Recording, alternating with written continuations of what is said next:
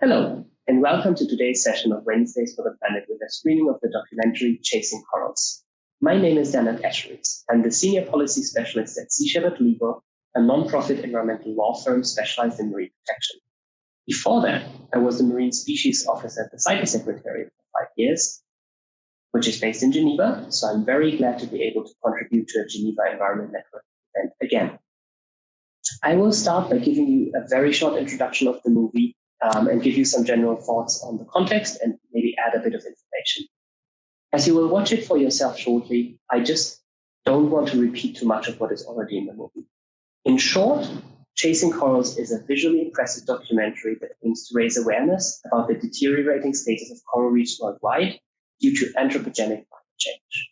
It focuses on that one biggest danger to coral reefs from climate change, and that is so-called coral bleaching, which is a stress reaction of corals to high sea surface temperatures. And very simply put, when corals bleach, they expel their photosynthetic symbionts, the so-called zooxanthellae, which provide them with food normally. And through that, they lose their main source of food. They are in danger of starving, and they are in danger of getting outcompeted by algae. In 2020, scientists estimated that about 70 to 90% of all coral reefs will disappear in the next 20 years, with warming ocean temperature and associated bleaching events being the main driver.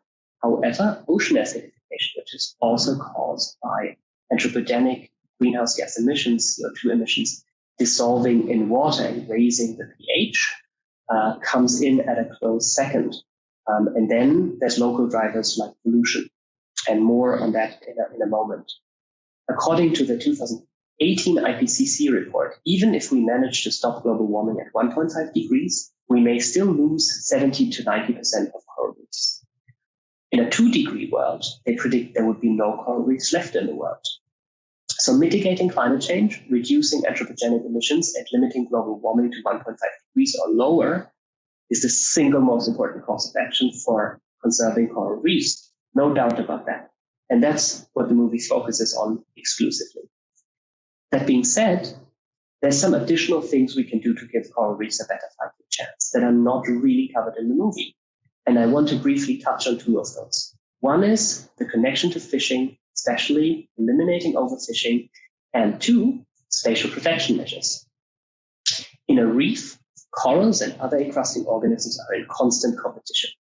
Once a bleaching event happens and reduces the fitness of the corals, there's a risk for the ecosystem to shift to an algae-dominated state, meaning that the corals become overgrown by algae, or that once the coral dies off, algae grows on it, and instead of new coral recruits being able to claim that surface and growing the coral again, it's dominated by algae.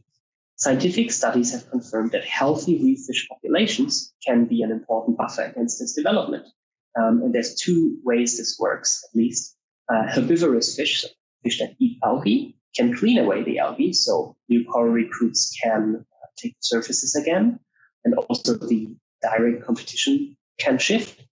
But also apex predators like sharks can control the number of coral-eating fish, like parrotfish, who chew on corals and sort of further, in an already unbalanced state, have an effect on the coral reef.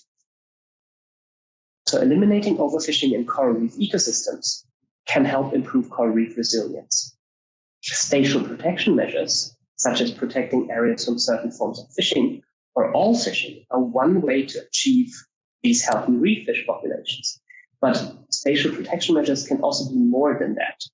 I remember when I was doing my master in marine biology at Victoria University in Wellington, one of the PhD students at my school gave a presentation on how different environmental factors correlate with coral disease in the Pacific.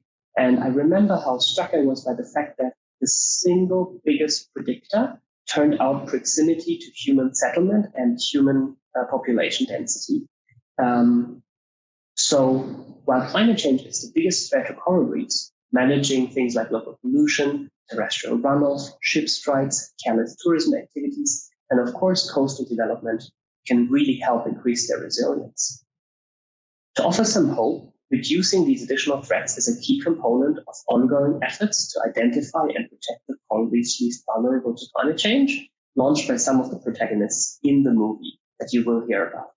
The idea behind this is that if you identify reefs that have the highest chance to weather climate change, and you take away all of the other stressors so they remain healthy and resilient, they may be able to become vital seed centers that can repopulate surrounding reefs.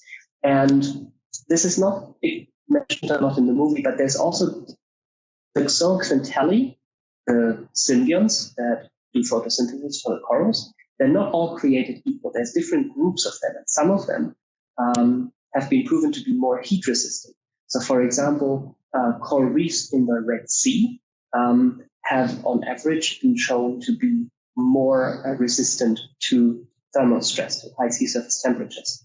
And so some reefs might be better suited to surviving, for example, a 1.5 degree world. Maybe in closing, as a marine biologist by training, who had the chance to do some fieldwork at coral reefs, including one of the sites that was included in the movie, Heron Island, was where my university did one of its field courses. And also in Egypt, I can confirm that the film gives an accurate description of the ups and downs, excitement and disappointment, and constant need to improvise that fieldwork provides. And in my opinion, it's one of the most fun things there is in the world, doing marine fieldwork. So why do I sit in front of a desk now and work for a law firm? Well, as the UNEP report on climate litigation published last week highlights, well-designed national and international legal frameworks give citizens a key tool to compel governments and businesses to respect and accelerate their commitments to mitigate climate change. But this is also true for other things like marine protection, to protect ecosystems, to protect the species we love. If need be, by turning to the court. And our work at Sea Shepherd Legal includes all of these aspects, supporting countries in drafting and strengthening legal protections, increasing capacity for implementation and enforcement, as well as litigation, making sure countries actually implement their laws. That's it from my side. Please feel free to get in touch if you have any questions or want to discuss. And thank you to the team at Geneva Environment Network, especially Diana and Malu, for this opportunity. And there's some slides accompanying this on the website. I've provided you with some of the references about the effect of fish in increasing coral reef resilience. And this is just an example of how marine fieldwork sometimes looks, constructing a very improvised device to take standardized pictures on a reef. And here's some further references. Thank you very much again, and enjoy the film.